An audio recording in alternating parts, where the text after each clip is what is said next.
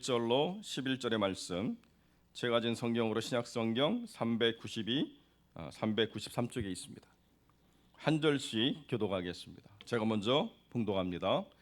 예수께서 그리스도이심을 믿는 자마다 하나님께로부터 난 자니 또한 낳으신 이를 사랑하는 자마다 그에게서 난 자를 사랑하느니라.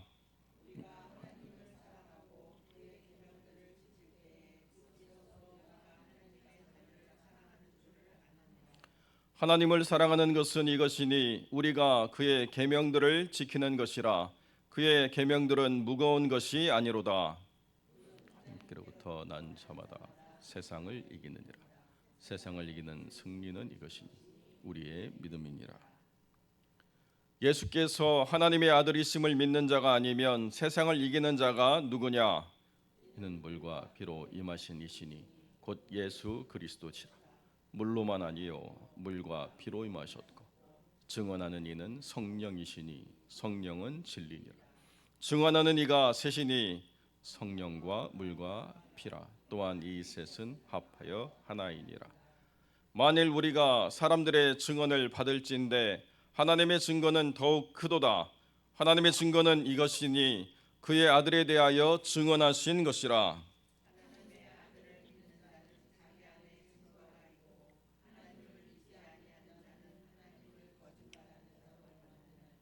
이는 하나님께서 그 아들에 대하여 증언하신 증거를 믿지 아니하였습니다. 함께 읽습니다. 또 증거는 이것이니 하나님이 우리에게 영생을 주신 것과 이 생명이 그의 아들 안에 있는 그것이라. 아멘. 본문의 말씀을 가지고 세상을 이기는 믿음이라는 제목으로 이 말씀을 함께 나누겠습니다. 세상을 이기는 믿음, 우리가 정말 바르고 원하는 그러한 믿음인데요. 우리가 세상을 이기는 믿음이라고 할 때 생각해야 될 전제가 있습니다. 전제가 뭐냐? 첫째는 세상이 무엇이냐라고 하는 것을 우리가 바르게 판단을 해야 되고, 이긴다라고 하는 것은 어떤 상태인가라고 하는 것을 우리가 이해를 해야 됩니다. 세상이라고 하는 것은 하나님이 지으신 세상도 세상이고, 세상 속에 살아가는 사람을 세상이라고 말할 때도 있고, 그리고 하나님과 대적해서 하나님으로부터 분리된 영역을 세상이라고도 말하기도 합니다. 그러니까 여기서 세상을 이겼다라고 말하는 것은 세상에 살아가는 사람들 또는 세상이라고 하는 어떤 자리, 이런 지역적인 것이 아니라 세상이라고 하는 하나님으로부터 분리된, 하나님과는 무관하게 살아가려고 하는 그러한 영적 상태라고 하는 것을 세상이라 이렇게 사도 요한이 정의하고 있다라고 하는 것을 우리가 이해해야 됩니다. 그래서 세상을 이긴다라고 하는 것은 우리가 세상 사람들하고 경쟁해가지고 더 빨리, 더 많이, 더 높이 가는 것이 세상을 이긴다라고 정의하는 게 아니고, 세상을 정의할 때 2장 15절로 16절로 뭐라고 말씀하시느냐? 세상의 모든 것을 우리가 멀리하되 세상이라고 하는 것을 이루고 있는 것이 뭐냐? 육신의 정욕과 안목의 정욕과 이 세상의 자랑거리들이다. 이것이 세상을 구성하는 가장 중요한 부분이기 때문에 이러한 것들을 우리가 싸워서 이길 때 우리는 세상을 이긴다라고 말할 수 있다는 것입니다. 그러니까 우리 생각에 세상을 이긴다라고 하는 것은 세상 속에서 누구보다도 높이 성공하고, 누구보다도 더 많이 가지는 부자가 되고, 누구보다도 더 명예로운 이름을 얻게 되고, 누구보다도 더 많은 성공을 갖는 것, 이것이 세상을 이기는 것이라고 우리는 그렇게 말하고 싶습니다. 그러니까 우리는 세상이라고 하는 그 틀 안에 들어가서 세상의 방법대로 싸워 이겨가지고 세상의 코를 납작 눌러주는 것이 그것이 우리가 세상을 이기는 것이다, 이렇게 말하고 싶은 우리의 내면적인 바람이 있습니다. 욕망 그럼 너무 센 것 같고 바람이 있어요. 그런데 여러분, 우리가 세상에서 성공한다는 것이 세상을 이기는 것이라고는 말할 수 없다는 것을 바르게 우리가 인식을 하고 분리를 해야 됩니다. 많은 분들이 간증을 할 때 세상에서의 성공이 세상에서의 이김이라고 말하는 그런 공식을 가지고 오는 때가 많이 있는데, 세상에서의 성공은 반드시 세상에 대한 승리를 말하는 것이 아닙니다. 우리가 그것을 바르게 이해해야 된다는 것입니다. 오늘도 차를 사모와 함께 타고 오면서 이런저런 얘기하다가 직업과 사람에 대해서 이렇게 안타까워하는 한국 상황들을 이제 잠깐 이야기했는데요. 그 이야기를 들으면서 저는 이렇게 정리가 되어가지고 여러분하고 이렇게 한번 나눠보고 싶습니다. 여러분, 세상에 직업에 귀천이 있습니까? 없습니까? 네, 우리는 다 없다라고 말해야 되는 도덕적인 기준을 가지고 있습니다. 그런데 우리가 솔직하게 우리 내면에 대해서 이야기할 때 귀천이 있다라고 느낍니까? 아닙니까? 우리는 있다라고 느끼면서도 없다라고 말하는 이중적인 태도를 가져야 됩니다. 왜 그러냐면 그러한 세상에서 일을 하는 사람들이 있기 때문에 행여 그런 사람들이 상처를 받을까 봐 우리가 그렇게 표현하는 도덕적인 기준을 갖는데요. 우리가 세상에는 직업에 귀천이 있다고 말해야 됩니다. 그러나 사람에게는 귀천이 없다라고 말하는 것이죠. 그러니까 존귀한 사람이 천한 일을 하는 것은 그 존귀한 사람이 낮아져서 우리를 섬기고 돌봐주는 일이기 때문에 그 사람이 그러한 낮은 일을 해주시는 것에 대해서 우리가 감사해야 되죠. 존귀한 사람이 힘들고 어렵고 천한 일을 해주면 이렇게 존중받아야 될 사람이 낮은 자리를 선택했다는 것에 대해서 우리가 감사를 해줘야 됩니다. 그것이 오히려 맞는 것 같아요. 그런데 자꾸 아니라고 말하면서도 우리 아이들한테는 너는 그런 직업을 가지면 안 돼 라고 말하고 있는 모순을 우리가 해서는 안 된다는 거죠. 그러니까 세상은요, 사람을 아래로부터 위로 쌓아갑니다. 천한 것과 귀한 것으로 분리해 놓았어요. 그게 세상의 기준이라는 거예요. 그런데 하나님의 관점은 뭐냐? 세상에서 어떤 그 계층에 속한 삶을 선택하든지 예수 그리스도 안에서 다 존귀한 하나님의 백성들이라는 거예요. 그러니까 그 세상의 관점대로 똑같이 교회 안에 와가지고 대접받기를 좋아하고 남들이 알아주기를 좋아하고 남들이 뭐라고 이야기하는 데 있어서 지시하고 자기는 아무것도 안 하는 것이 권력을 가진 것처럼 생각하는 그 세상의 방법이 아니고 주님께서 말씀하신 대로 인자에 온 것은 섬김을 받으려 함이 아니요 도리어 섬기려 하고 자기 목숨을 많은 사람들의 대속물로 주려 합니다. 이것이 우리가 따라가고자 하는 삶의 방식이고 이것이 세상을 이기는 방식이라는 거예요.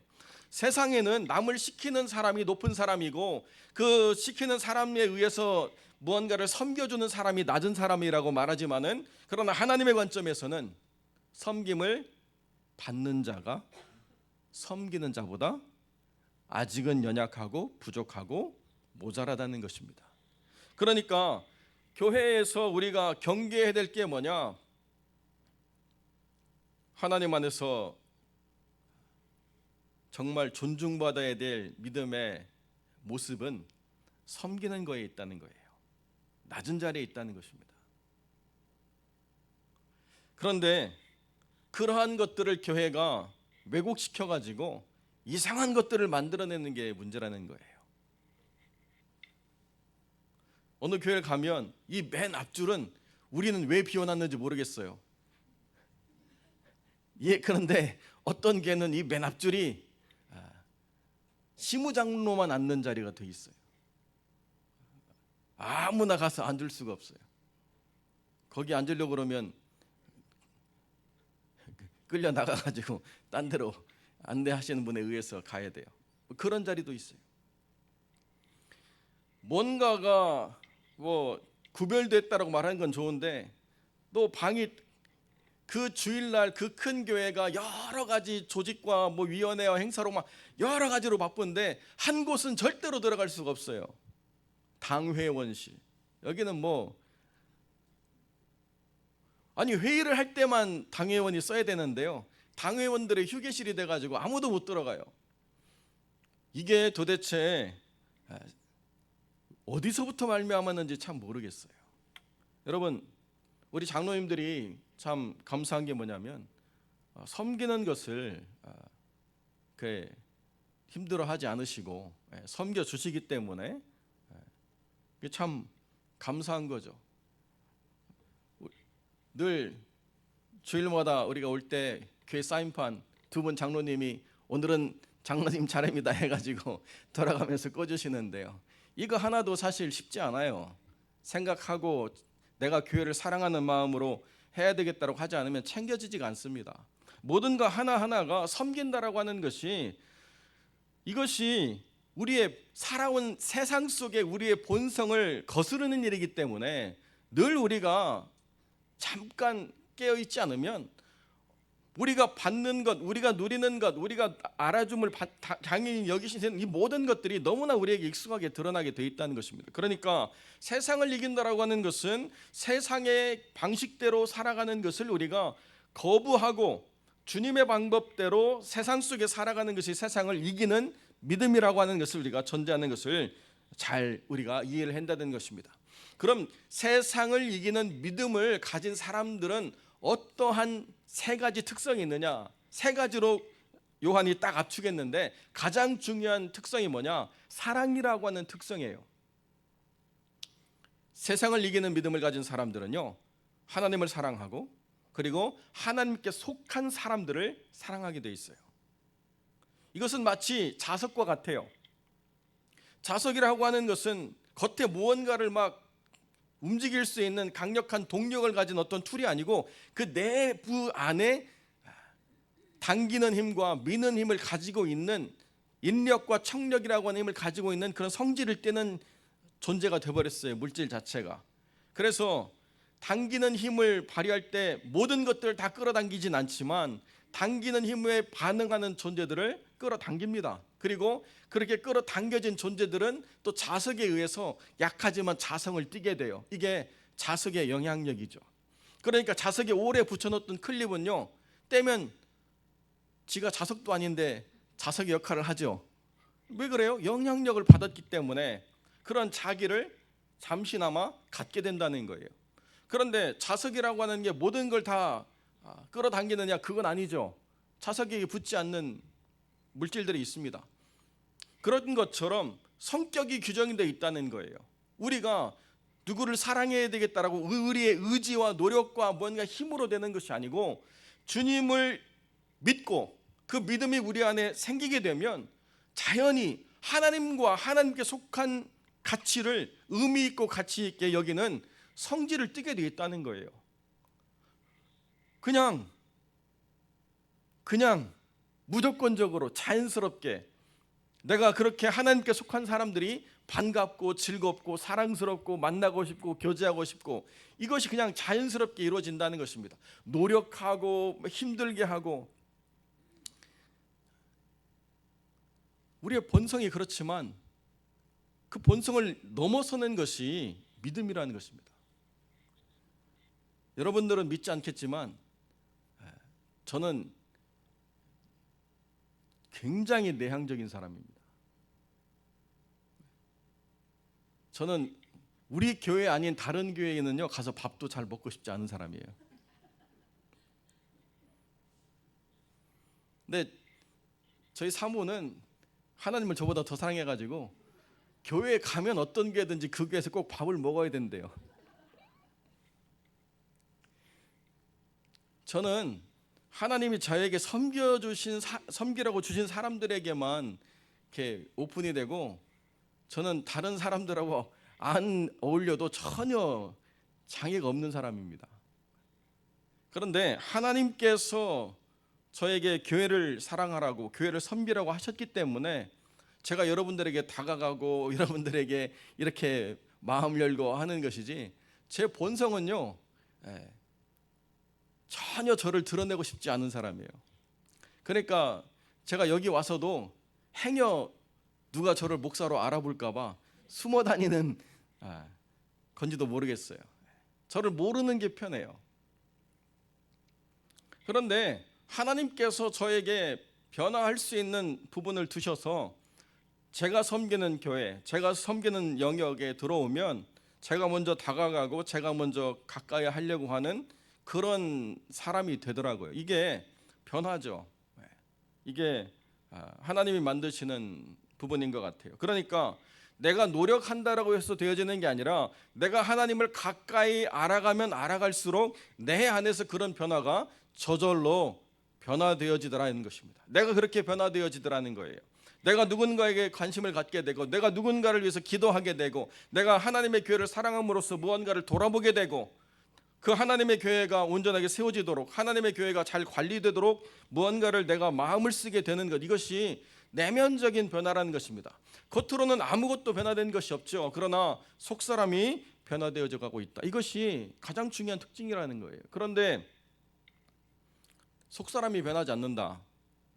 그것은 원래 기질의 문제가 아니고 하나님을 알아가는 믿음의 문제라고 하는 것을 우리가 솔직하게 인정을 해야 돼요.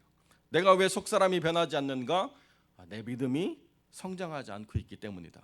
내 믿음이 더 성숙하지 않기 때문이다라고 우리가 그렇게 수용을 해야, 믿음의 문제를 해결해야 사랑의 문제가 자연스럽게 해결이 된다는 것입니다. 믿음의 문제가 해결이 되어지지 않는 사람은요, 사랑의 문제가 해결이 되어지지 않아요. 자기 분노, 자기 막 그 화를 주체를 못하는 그 내적 자아가 여전히 자기를 주관하는 것을 보게 된다는 것입니다. 저는 아직도 기억이 나는데요, 저희가 살던 그 집에 방이 좀 남아가지고 이렇게 세를 주거나 하숙생을 들이거나 뭐 이렇게 방을 빌려주는 일들이 좀 있었는데, 방 하나를 장로님 딸들에게 이렇게 빌려줬습니다. 대학교 바로 근처에서 살아가지고. 그런데 이제 그 프라이버시를 위해서 중간에 있는 그 거실을 막았어요. 그래서 저 방과 우리가 보이지 않도록 그렇게 프라이버시를 좀 뒀는데요, 어느 한 날 이 두 딸들이 아버지 장로님을 되게 화가 나게 했나 봐요. 여러분 그 옛날에 그 망치처럼 생긴 나무 뒤에 스프링 달아가지고 이렇게 두드리는 거 있었죠. 예. 이 장로님이 그 스프링을 빼고 와가지고 딸들을 혼내시는데요, 깜짝 놀랐어요. 아니 딸을 어디 때릴 때가 있다고 그냥. 그 장로님 진짜 자기 화를 주체를 못하는 거예요. 사람의 성내는 것이 하나님의 의를 이룰 수 있습니까, 없습니까? 근데 이게 다스려지지가 않는 거예요. 그것은 누구의 잘못 때문에 내가 이렇게 반응하는 내 행동이 옳다라고 말할 수가 없습니다. 내가 믿음 안에서 더 변화되어야 될 사람이라는 것을 드러낼 뿐이라는 거예요. 우리는 그렇게 한국인의 본성을 다 가지고 있습니다. 우리는 불같이 반응하는 사람들이에요. 그러나 믿음이라고 하는 것을, 그것을 다스려갈 수 있는 힘을 주고 변화시켜갈 수 있는 능력이라는 것을 우리가 분명하게 고백하고, 그렇게 우리 내면이 하나님의 사랑으로 변화되어져서 성숙한 믿음으로 드러날 수 있도록 우리를 하나님께 내어 맡겨야 된다는 것입니다. 그것이 가장 첫 번째 변화라는 거예요. 그래서 요한일서의 이 장은 다른 어떤 것도 아니에요. 믿음을 가지고 있다라고 하는 사람들이 이제 거의 60년, 70년 예수 그리스도께서 하늘나라 가신 이후에 살아가면서 그리스도의 사람들은 어떤 존재인가라고 하는 것을 삶으로 이야기할 때에 가장 먼저 드러나는 특성이 사랑이라는 거예요. 그것이 가장 큰 변화고 그것이 가장 중요한 것이라는 것입니다. 그리고 두 번째는 뭐냐? 그로 말미암아서 하나님이 우리에게 말씀하신 하나님의 명령들을 자발적으로 순종하게 돼 있다는 거예요. 자발적으로. 유대인들은 613가지나 되는 율법을 어떻게 지킬 것인가라고 하는 그 꾀를 내 가지고 어마어마하게 그 지혜를 써서 아슬아슬하게 그 경계를 유지하면서 계속 자기를 합리화하는 방식으로 그 법을 만들어 갔습니다. 그러니까 613가지나 되는 법을 어떻게 지키는 것이 합법이고 어떻게 지키는 것이 불법인가라고 하는 것을 계속 자기 나름대로 고민하면서 선을 넘지 않되 최대한 자기의 이익이 되는 방식으로 그렇게 스스로를 발전시켜 나갔다는 거죠. 그러니까 안식일 날 화장실 가는 거는 불법이 아니니까 집은 여기 있는데 화장실은 반대편에 만들어 놨어요. 그래서 집에서 화장실 가는 동안 할 것 다 하고 화장실 갔다 오면 나는 불법이 아니다, 이렇게 자기를 합리화하는 거죠. 지금도 이스라엘 가면 안식일 날은 엘리베이터 불도 안 누릅니다. 저절로 층마다 뭐 스탑하게 되든지 아니면 사람한테 눌러달라고 이야기하든지 자기는 엘리베이터의 버튼을 누르는 것도 율법을 어기는 거기 때문에 누르질 않습니다. 그럼 가지를 말아야죠. 떡하니 걸어가서 버튼만 안 누르고 사람 시켜가면서 그거 눌러달라고, 자기는 죄를 짓지 않았다고 말하는 이 모순이 그들의 방식이었다라고 한다면, 예수님을 믿는 사람들의 방식은 뭐냐? 어떻게 하나님의 말씀을 더 마음을 다하여, 힘을 다하여, 뜻을 다하여, 목숨을 다하여 성취할 것인가라고 하는 자발적인 헌신이 이루어지게 돼 있다는 거예요. 여기까지만이라고 해도 뭔가를 더 하고 싶은, 더 하나님께 삶을 드리고 싶고, 더 하나님을 영화롭게 하고 싶고, 더 하나님의 기쁨이 되고 싶은 그런 삶의 선택들을 얼마든지 하려고 하는 자발적인 그런 마음들이 일어나게 돼 있다는 것입니다. 유튜브 클립을 볼 때 어느 시골 감리교회 젊은 목사님 부부가 이렇게 그 클립을 올려가지고 보는데요, 한 10살도 안 되는 아들 녀석하고 그 시골에 예수 믿지 않는 할아버지 할머니들한테 막 찾아가는 거예요.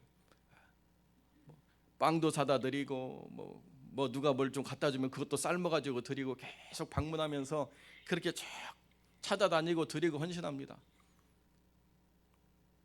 할아버지 할머니들이 짜장면 못 먹었다 그러면 또 사모님이 막 해가지고 막 마을 회관 가서 모셔가지고 막 다 먹이고,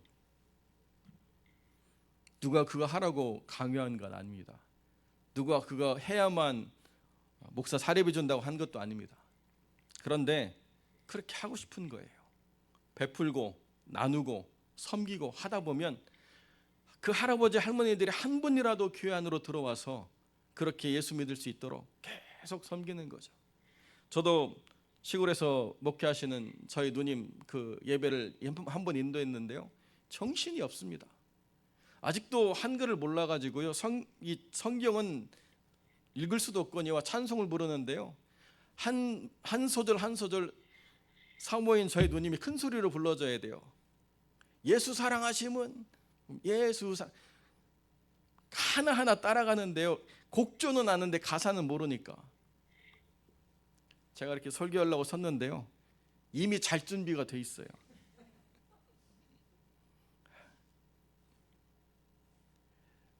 뭐 은혜는 저희 누님만 받은 것 같아요. 그런데 왜 더 좋은 자리, 더 대접받는 곳, 더 인정받는 그런 곳을 선택하지 않느냐? 하나님이 나에게 주신, 내가 그 뜻을 따라서 하나님의 영광이 되기 위한 것이다 라고 이야기하면 감당할 수 있게 된다는 거예요. 감당하는 것뿐만 아니라 더 섬기려고 하는 마음의 자발적인 헌신과 결단이 이루어진다는 것입니다. 이게 믿음이 있는 사람들의 특성인 거예요.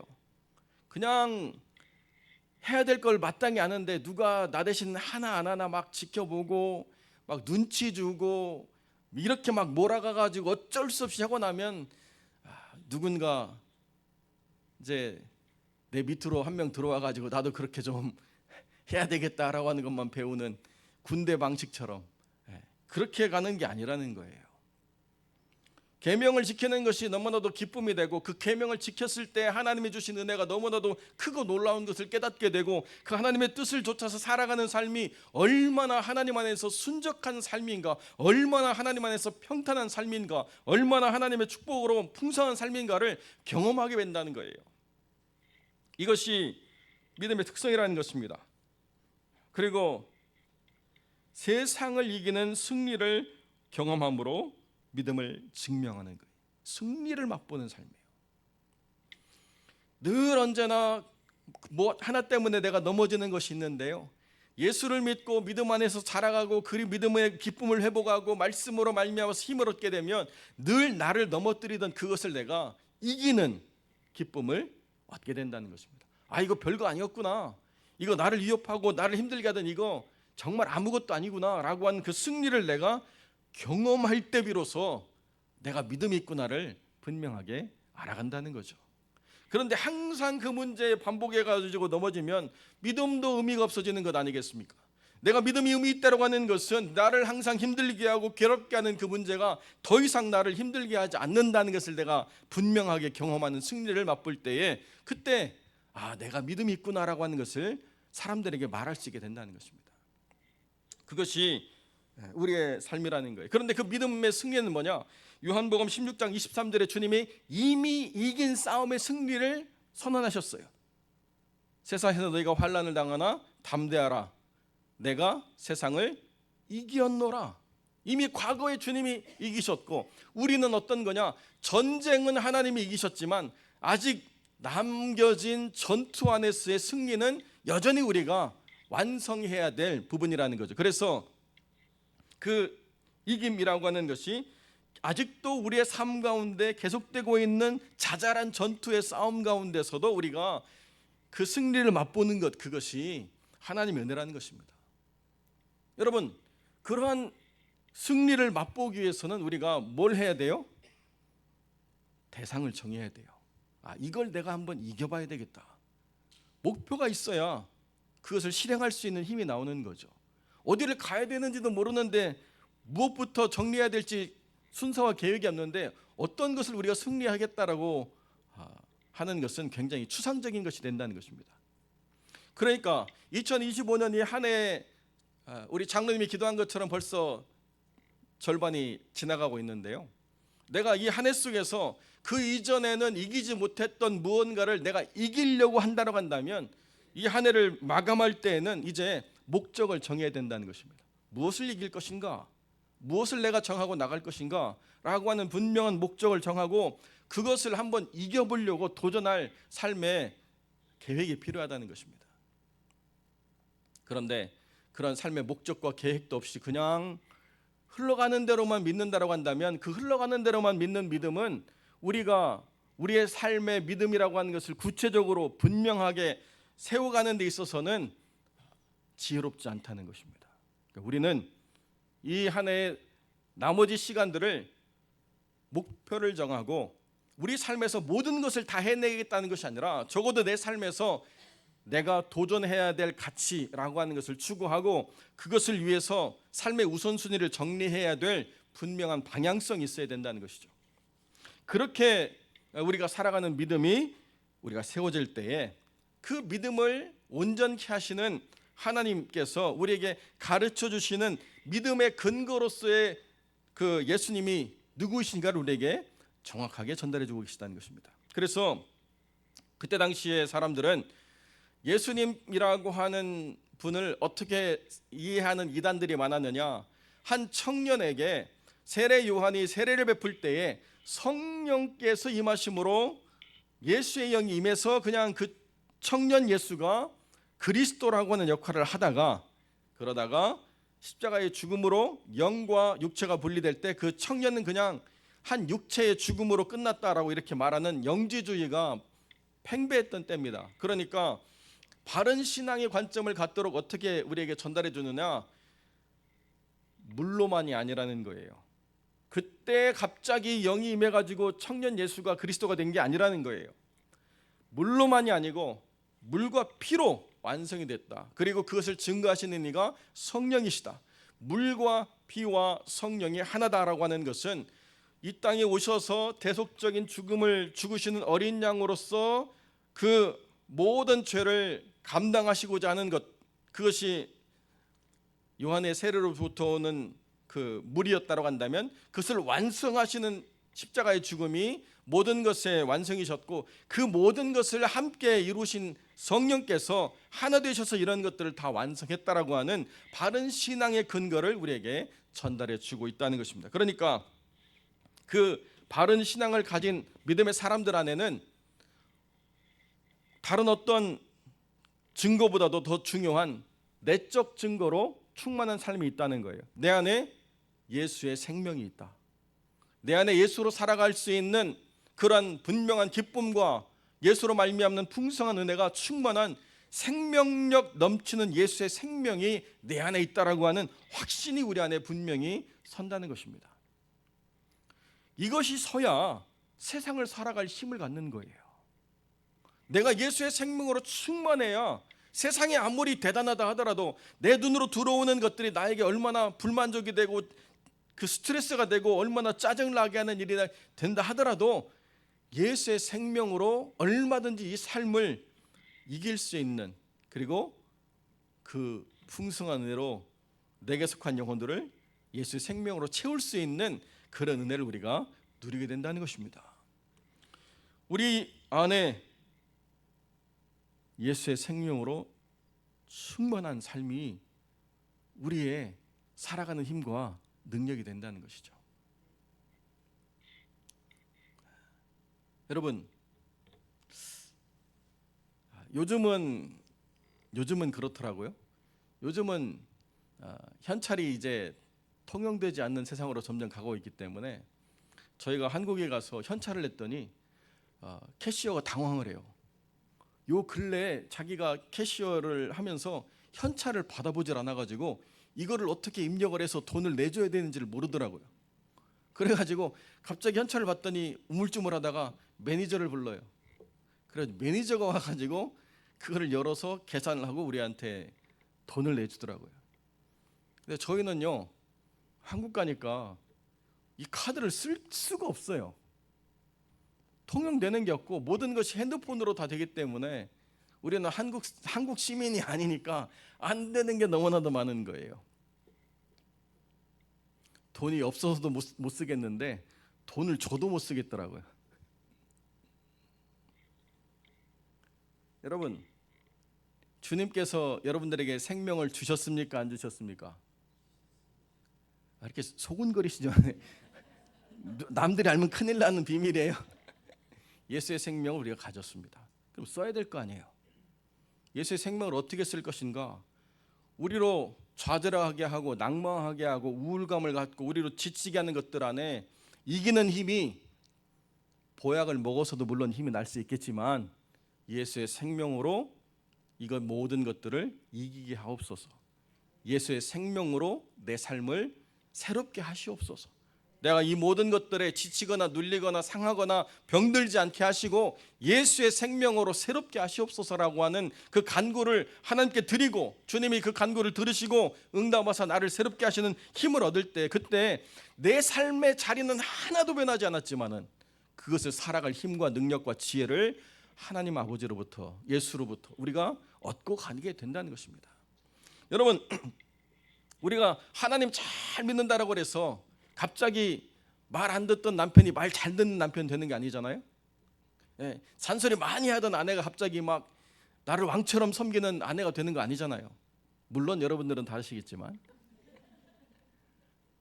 여전히 내 삶의 자리는 그것이에요.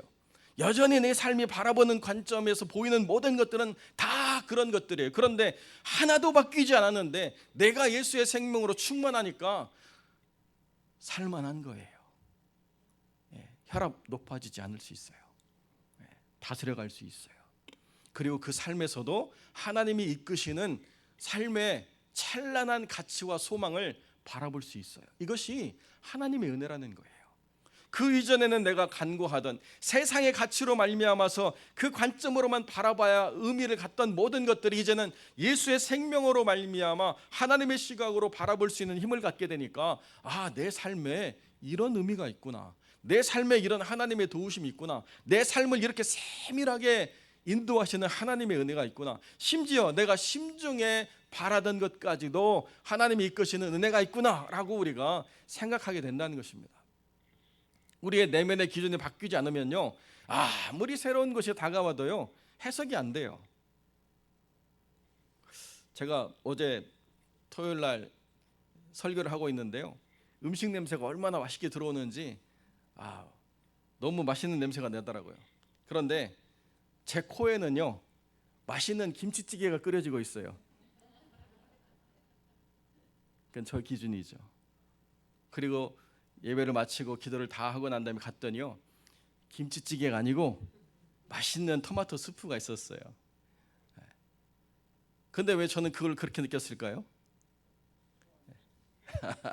먹고 싶어서요. 먹고 싶어서가 아니고 판단의 기준이 올바르지 않기 때문에 그런 거예요. 아무리 하나님이 좋은 것을 준비해 두셨어도 내가 판단의 기준이 바르지 않으면 그 의미와 가치를 이해할 수 없다니까요. 사람은 다 그래요. 내가 뭐 좀만 더 바뀌었으면 더 좋은 삶이 있을 텐데, 내가 좀만 뭔가가 더 주어지면 더 나은 삶을 살 수 있을 텐데, 내가 뭔가가 더 필요한데 이것을 채워지면 내가 더 의미 있게 살 수 있을 텐데, 아니라는 것입니다. 밖으로부터 내 안을 들어와서 채우는 건요, 진짜 나를 채우는 게 아니에요. 하나님 안에서 내가 충만히 차올라서 비어진 것들을 생명으로 채울 수 있을 때, 그때 내가 삶의 의미와 가치를 써갈 수 있는 것입니다. 그러니까 좋은 자리가 되어야 내가 살아가는 사람이 있는가 하면, 내가 온전한 사람이 되어서 내가 주어진 자리를 살리는 사람이 되는 것, 두 가지가 있다라고 이야기할 때, 예수의 생명을 가지고 살아가는 사람은요, 내가 생명으로 충만해서 내게 주어진 삶의 자리를 바꾸고 새롭게 하는 거예요. 그것이 예수의 생명으로 살아가는 삶입니다. 우리 제2자매가 지난주에 1년간의 선교 보고를 했는데요, 선교 보고를 하면서 계획한 그 모든 것들이 하나님 안에 있을 줄로 우리가 믿는데, 그 베트남이라고 하는 곳 가서 복음 증거하기 쉽지 않습니다. 공식적으로 집회 열리는 것도 쉽지 않기 때문에 숨어서 비공식적으로 해야 되고, 또 잘못 걸리면 추방당할 수 있는 그런 상황들이 되죠. 그런데 내가 미국이라고 하는 선진국에서 살기 때문에 가난한 저개발 국가에 가서 내가 복음 증거하는 당위성을 갖는 것이 아니죠. 아무리 내가 미국에 살아도 내가 믿음이 없고 예수의 생명으로 충만하지 않으면 선교 못합니다. 할 수가 없어요. 우리가 복음으로만 평가받는 자리에 정확하게 들어가면 다른 어떤 것도 의미를 갖지 못하는, 정말 복음으로만, 예수의 생명으로만 평가받는 아주 분명한 자리가 있습니다. 그때 내가 누구인가를 깨닫는 거예요. 그때 내 안에 예수의 생명이 있는가를 분명하게 확인하게 되는 것입니다. 그런 자리를 우리가 두려워할 필요는 없지만, 그런 자리에 있든 있지 않든 우리는 항상 주님의 생명으로 충만한 삶을 살아가면 어느 자리에 있든지 우리의 삶을 통해서 하나님이 일하시고 그 생명의 역사로 하나님의 풍성한 은혜를 증거하시는 증거로 우리가 우리의 삶을 채워갈 수 있다는 것입니다. 인생을 돌이켜보면 아쉽고 또 한처럼 느껴지는 삶의 순간이 혹시 있을지 모르겠습니다. 여러분, 그런데요, 그것은 우리가 우리의 눈으로 우리의 삶을 카운트하는 것입니다. 하나님은 그런 방식으로 우리의 삶을 바라보시지 않습니다. 하나님께서는 주님의 생명으로 살아낸 삶의 시간들을 우리가 기억하도록 오늘도 우리에게 예수의 생명으로 충만하라고 말씀하고 계십니다. 오늘 우리는 이 한 해의 절반의 자락의 끝에 와서 우리의 삶을 돌이켜볼 때 하나님이 우리에게 주신 은혜가 무엇인가를 더 깊이 새기고, 주어진 한 해의 나머지 시간들 속에서 예수의 생명으로 충만해야 되겠다라고 하는 그 각오와 결단을 세우면서 우리의 삶을 예수로 충만하게 채워갈 때, 그때 우리를 통해서 하나님이 일하시는 은혜가 얼마나 아주 완벽하고 얼마나 능력 있고 얼마나 대단한 일인가를 우리가 분명히 깨닫게 될 줄로 믿습니다. 기도하겠습니다. 거룩하시고 존귀하신 아버지 하나님, 우리가 믿음 안에 있다는 것과 믿음으로 말미암는 선한 영향력들이 우리 안에 흘러 넘치는 삶이 우리의 삶이라는 것을 다시 한번 확인하게 하시고, 우리로 말미암아 예수의 생명으로 충만한 삶을 살아갈 수 있도록 주님 은혜 베풀어 주시기를 간절히 소망합니다. 아버지 하나님, 이 한 해에 남겨진 삶의 시간들이 우리 안에서 주님의 생명으로 삶의 변화를 만들어내는 시간이 될 수 있도록 주님 은혜를 베풀어 주시옵소서. 우리 주님께서 더 강한 손으로 붙잡아 주시고 더 큰 은혜로 채워주셔서 예수로 우리의 삶이 충만한 삶이 될 수 있도록 하나님 역사하여 주시옵소서. 감사드리며 우리 주 예수 그리스도의 이름으로 기도드립니다. 아멘.